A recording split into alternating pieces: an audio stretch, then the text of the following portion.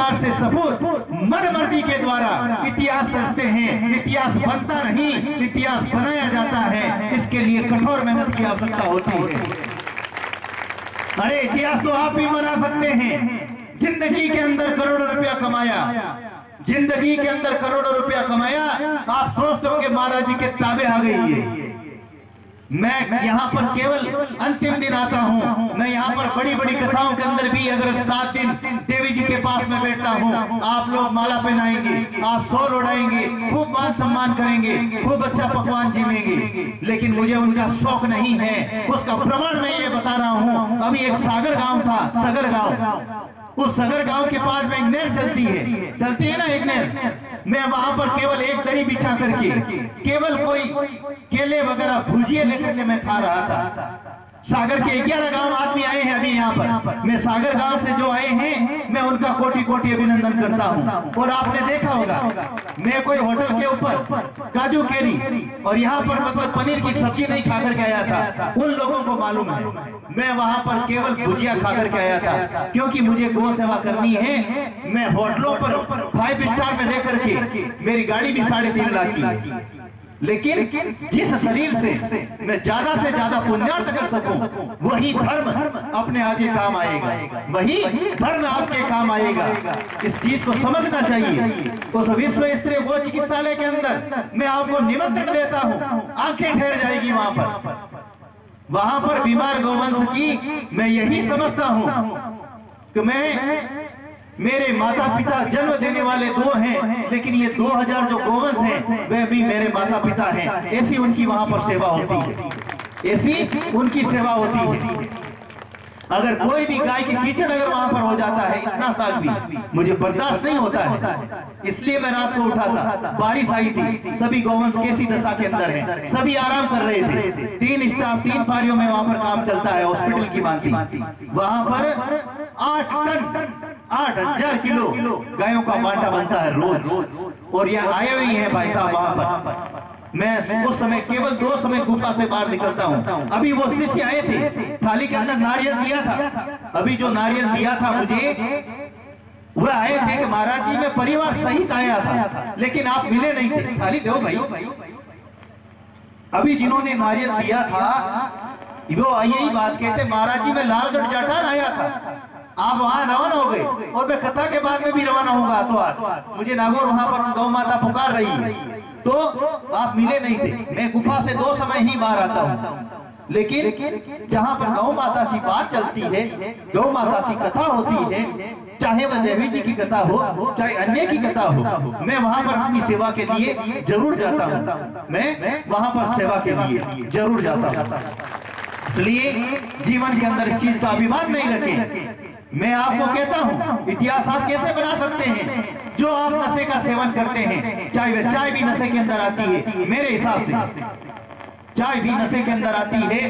पेट अगर भरना है, अन्न से भर सकते हैं, बगैर अन्न के हम हमारी ये मशीन चला नहीं सकते। लेकिन जो चाय का पैसा है, जर्दे का पैसा है, शराब का पैसा है, गुटखे का पैसा है, मैं कहता हूं 1 महीने के अंदर 1000 रुपए की वो चाय पीता है। रोजाना का 30 रुपए की शराब पीता है, शराब नहीं पीता तो गुटखा खाता है, गुटखा नहीं खाता तो चाय पीता है।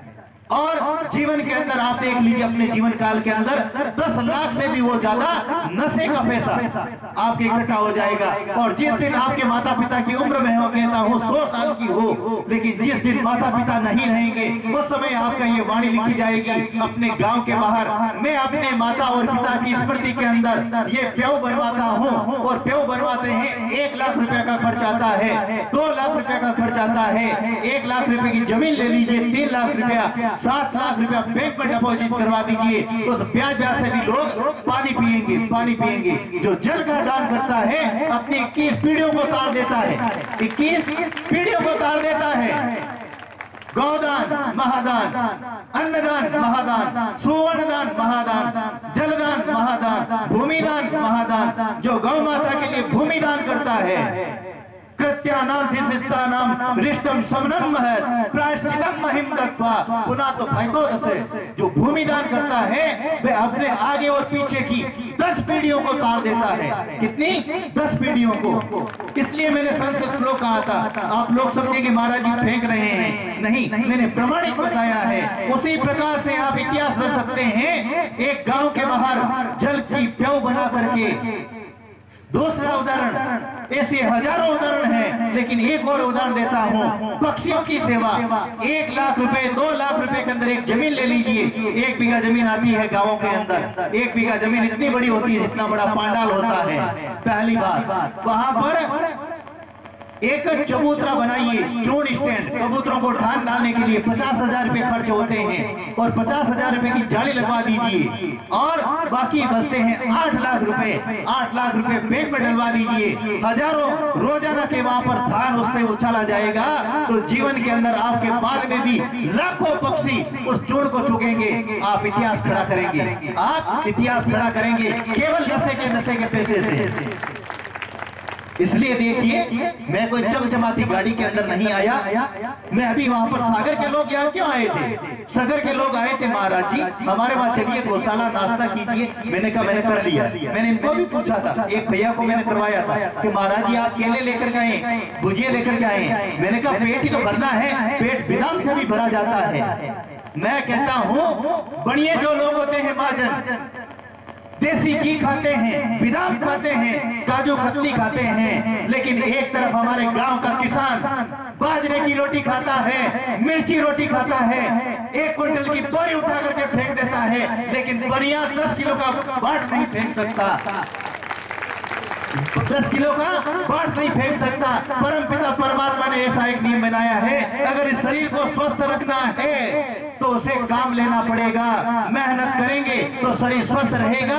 मिर्ची रोटी भी पच जाएगी, नहीं तो घी खाया हुआ बादाम खाई भी सुबह वापस निकल जाएगी दूसरे रास्ते से। इसलिए अपने को वही चीज खाइए जो अच्छी लगे, वो सात्विक। बादाम खाने से कोई अकल नहीं आती है, बादाम खाने से कुछ नहीं होता है। आप देख लीजिए, करोड़पति हैं, लखपति हैं, वो हॉस्पिटल में ज्यादा है या किसान हॉस्पिटल में ज्यादा है? किसान नहीं मिलेंगे, जो पैसे वाले ज्यादा हैं वो हॉस्पिटल के अंदर मिलेंगे। इसलिए मैं देखता हूं मेरे पास में लोग आते हैं, जब मैं 2 समय गुफा से बाहर आता हूं उस समय बड़े बड़े सेठ आते हैं। अभी मेरे को परसों एक व्यक्ति आया था, अरबपति था, अरबपति, और मुझे गुरु बना करके गया। मोदी था, जैन समाज का था। 11,11,113 रुपए उसने मेरे को दे करके गया था। 113 रुपए, 11,11,000। लेकिन देखता हूं मैं कई लोग आते हैं जो करोड़पति होते हैं, उनका चाल चलन कैसा होता है? ऐसे चलते हैं, ऐसे जैसे कोई मतलब क्या मगरमच्छ चल रहा है, छिपकली चल रही है। बुरा मत मानना, जब मेरे पास में माइक आया तो इसलिए अपना शरीर स्वस्थ नहीं रहेगा जब हम मेहनत करेंगे। मैं कहता हूँ 1 रुपया लगेगा नहीं आपका, 1 रुपया, और जीवन के अंदर अनेकों पुण्य इकट्ठा कर सकते हैं। कैसे? जब हमारे घर के अंदर सब्जी बनती है, रोटी बनती है, तो कुछ अन्न बचता है, कुछ सब्जी बचती है। बिटिया की शादी करते हैं, बिटिया की शादी करते हैं तो इतना सारा गुलाब जामुन, पकौड़ी, पुड़ियां बचती है। उस समय ज्यादा लोग आते हैं, 1000 लोग आते हैं, 500 लोग आते हैं। जब 10 आदमियों का भोजन बनता है तो थोड़ा सा अन्न बचता है। उस अन्न को नाली में मत डालिए, उसको घर के बाहर, मैं कहता हूँ अपने पति को कहिए, अपने भाई को कहिए, अपने पिता को कहिए, अपने देवर को कहिए, एक खेड़ी लेकर के आ जाए। 100 रुपए लगेंगे या 50 रुपए लगते हैं, और मैंने अब तक 500 खेड़ियां लोगों को दे दी है। तो देखते हैं उसमें आप अन्न डालेंगे बचा हुआ तो अन्नदान हो गया, और थोड़ा थोड़ा रोजाना डालेंगे तो जीवन के अंदर जब आप बूढ़े होंगे तो कितने ही टन आप अन्नदान कर देंगे, अन्नदान कर देंगे, और 1 रुपया लगा लेंगे। और जब हम घर से पानी की बाल्टी निकाल करके, हमारी बिटिया है, हमारी मम्मी है, हमारी बहू बेटियां हैं, वो उस थैली के अंदर पानी डालेगी, 1 रुपया नहीं लगेगा। मैं कहता हूँ एड़ी से लेकर के माथे तक परिश्रम हो जाएगा, कसरत हो जाएगी, और जलदान हो गया। और जलदान हो गया, वही जल और वही अन्न एक गौ माता आपके घर के बाहर आकर के ग्रहण करेगी, तो गौदान हो गया। उस घर के अंदर सुख, शांति, समृद्धि और लक्ष्मी की वृद्धि होती है। एक पैसा लगा नहीं। आज से ही आप खिड़ी मंगवा लें, बचाओ 8 उसमें डालें। मैंने आपका समय लिया 10 मिनट। मैं निवेदन करूंगा आरती का, देवी जी संक्षिप्त के अंदर कथा लेकर के आरती का श्री गणेश करें।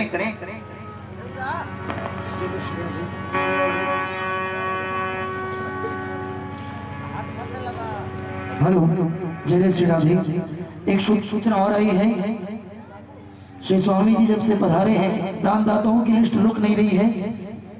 गौ माता की दलिया बनाने के लिए आटा चक्की का दान दिया है गौ माता की गौशाला में।